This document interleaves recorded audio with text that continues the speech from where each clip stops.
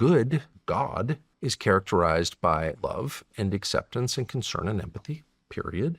And his opponents are characterized by hate. And so when we allow ourselves to get lured into hating, we are serving the people we oppose. Evil becomes stronger with hate. I have learned this from watching really carefully and been involved in rhetorical battles in my life.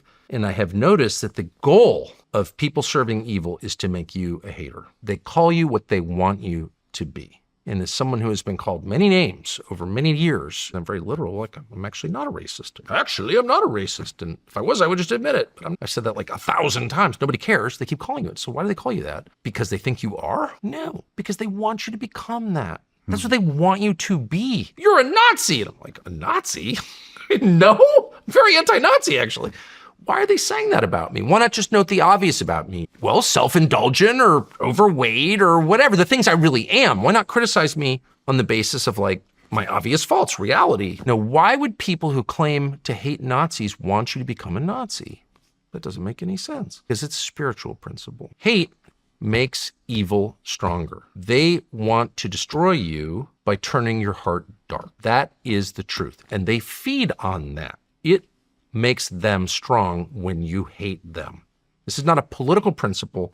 This is a spiritual principle. And I have seen it in action so many times that I've become totally convicted of it. I mean, I've lived this. And so I have resolved, I don't care what people who disagree with me do to me. I don't care.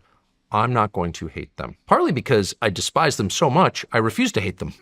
Because, no, that I'm half joking, but no, it's like I disagree so much that I'm not going to give you what you want, which is for me to make you the center of my world by hating you. I'm not going to do that. And I'm not going to give you the spiritual power that comes from hate because I see what happens. The only thing I've done in my life is watch things. I've watched a lot of things. I haven't learned that much, but a few things I've learned. And one is when evil convinces you to hate it, evil becomes stronger. And the only kryptonite is love and amusement, cheerfulness, laughing in the face of evil diminishes evil. So you're never gonna get me to play that game. Nazi, no, you're the Nazi, fuck you! Never doing that. I'm never going to do that, both for my own sake and because that's the path to defeat. Does that make sense? Yeah, it does make sense. I mean, it's been a very weird journey for me. Yeah, you think? Don't you love that though? Like, would a teenage you have guessed where you'd be now? 5 years ago, I want to be a podcast. Yeah.